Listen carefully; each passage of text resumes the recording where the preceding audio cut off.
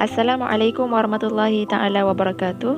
Kumpulan kami akan membentangkan tajuk Al-Isti'anatu Bijin fi Ruqyati Syar'iyyah yang bermaksud meminta pertolongan jin dalam ruqyah syar'iyyah.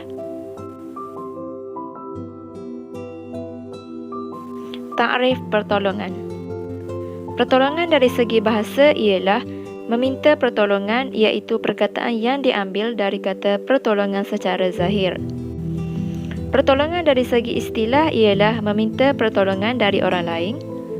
Ta'rif pertolongan dengan Allah ialah meminta pertolongan dari Allah, dan meminta pertolongan dari makhluk adalah bermaksud meminta pertolongan darinya juga. Pertolongan menurut Ibnu Taimiyah ialah meminta pertolongan untuk ditolong, dan makhluk meminta sesuatu perkara itu dengan yang lain kerana yang lain itu mampu untuk menolongnya. Ayat Al-Quran tentang pertolongan, wasta'inu bis-sabri was-salah, suratul Baqarah ayat 45, fa'inuni biquwwah, suratul Kahfi ayat 95, wa a'anahu alaihi qaumun akharun, surah Al-Furqan ayat 4. Okey, seterusnya saya ingin menerangkan tentang jenis-jenis memohon pertolongan. Pertama, memohon pertolongan daripada makhluk hidup. Yang kedua, memohon pertolongan daripada orang mati. Yang ketiga, memohon pertolongan daripada makhluk halus ataupun jin. Okey, seterusnya kita pergi kepada poin pertama, iaitu memohon pertolongan daripada makhluk hidup. Okey, diharuskan dan diharamkan. Okey, kita tengok poin pertama, diharuskan kepada perkara-perkara yang harus seperti membawa barang ataupun menjaga tanaman. Yang kedua, kalau kita mohon pertolongan tu untuk perkara yang tujuan yang diharamkan adalah tidak boleh sama sekali. Okey, poin yang kedua iaitu memohon pertolongan daripada orang yang dah mati. Mana mungkin kita boleh mohon pertolongan daripada orang yang dah mati? Okey, orang yang dah mati ni pun pertolongan sebegini pun dikatakan haram dan merupakan dosa besar. Yang ketiga, memohon pertolongan daripada makhluk halus ataupun jin. Yang ni pun ditegah dan dilarang oleh Islam.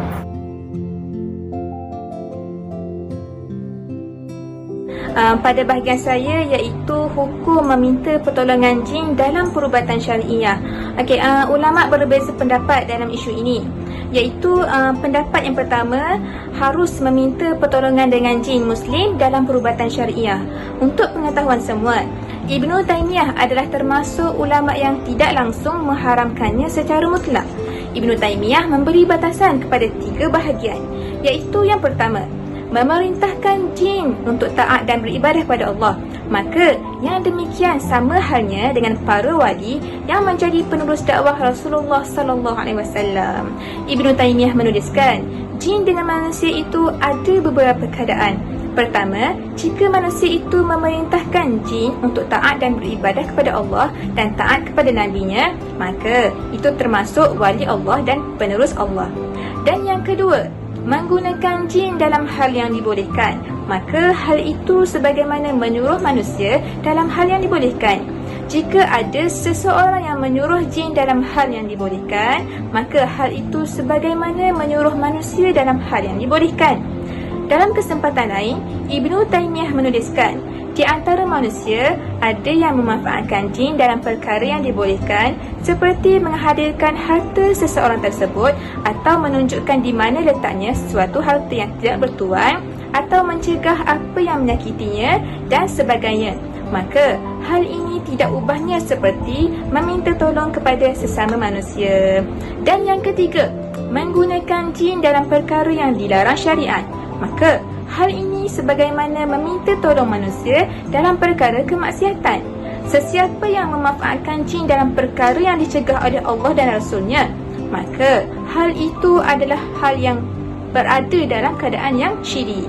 Membunuh orang yang tidak halal darahnya, menyakiti orang lain, membuat orang lain lupa akan suatu ilmu, atau menarik orang lain untuk berbuat tidak senonoh, maka hal ini termasuk tolong-menolong dalam perkara yang mungkar. Jika tolong-menolong dalam perkara kafir, maka jadi kafir. Jika dalam kemaksiatan, maka termasuk orang yang bermaksiat. Maka ketiga-tiga ini adalah fatwa yang diperkatakan sendiri oleh Ibnu Taimiyah. Jadi boleh untuk kita menerimanya dan boleh juga untuk kita mengkritiknya.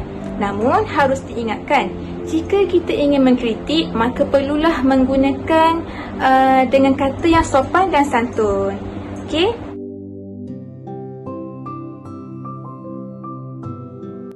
Pendapat kedua, haram meminta bantuan dengan jin dalam perubatan. Syekh Abdul Aziz bin Baz telah berkata, tidak patut bagi seorang pesakit untuk menggunakan jin dalam perubatan dan tidak boleh meminta tolong daripada jin. Bahkan haruslah berubat dengan doktor yang terkenal. Kerana dengan menggunakan jin dalam perubatan akan menjadi salah satu cara untuk menyembah dan mempercayai jin. Kerana di kalangan jin tersebut ada yang daripadanya merupakan jin kafir dan ada juga yang beragama Islam.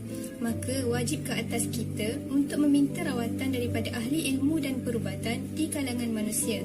Dan Allah telah mengeji orang-orang musyrik berdasarkan firman Allah, wa annahu kana rijalun minal insi ya'uduna birijalin minal jinni fazaduhum rahaqa. Dan bahawa sesungguhnya adalah amat salah perbuatan beberapa orang dari manusia menjaga dan melindungi dirinya dengan meminta pertolongan kepada ketua-ketua golongan jin, kerana dengan permintaan itu mereka menjadikan golongan jin bertambah sombong dan jahat. Kerana dengan cara berpegang kepada jin ini merupakan perkara yang syirik. Terdapat 3 fatwa tentang pengharaman meminta pertolongan daripada jin. Fatwa yang pertama, tidak dibenarkan menggunakan jin untuk mengetahui jenis kecederaan dan jenis rawatan, kerana meminta pertolongan daripada jin adalah perbuatan yang syirik. Fatwa yang kedua pula, tidak harus meminta bantuan dengan jin dan perkara yang gaib, kerana perkara tersebut merupakan perbuatan syirik kepada Allah. Meminta pertolongan adalah suatu ibadah, maka tidak harus meminta pertolongan selain daripada Allah, seperti meminta pertolongan dengan manusia, jin, malaikat dan sebagainya. Namun, pertolongan dari segi bantuan tenaga daripada manusia, seperti bantuan manusia dalam pertanian, pembinaan dan sebagainya, dibolehkan. Adapun jin itu wujud di alam ghaib, namun tidak harus meminta bantuan darinya dalam apa jua perkara sekalipun. Fatwa yang ketiga pula ialah meminta pertolongan dan perlindungan daripada jin untuk menjauhkan kemudaratan dan memperolehi manfaat merupakan perkara syirik. Maka ketiga-tiga fatwa ini menunjukkan bahawa tidak boleh meminta pertolongan daripada jin dengan sebab-sebab tertentu kerana ia termasuk dalam perkara syirik. Wallahu a'lam.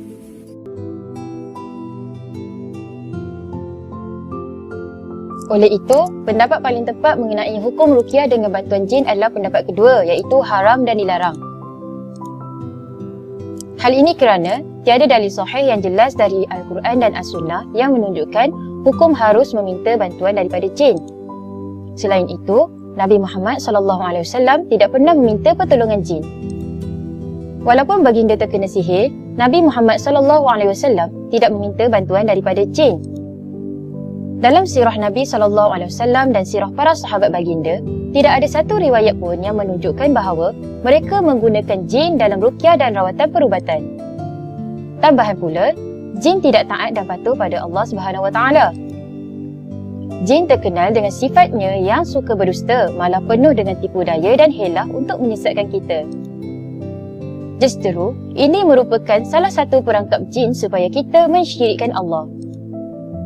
Akhir sekali, penggunaan jin akan menimbulkan kemudaratan dan membahayakan pesakit. Allah telah memberi peringatan tentang perkara ini dalam surah Al-Jin ayat 6.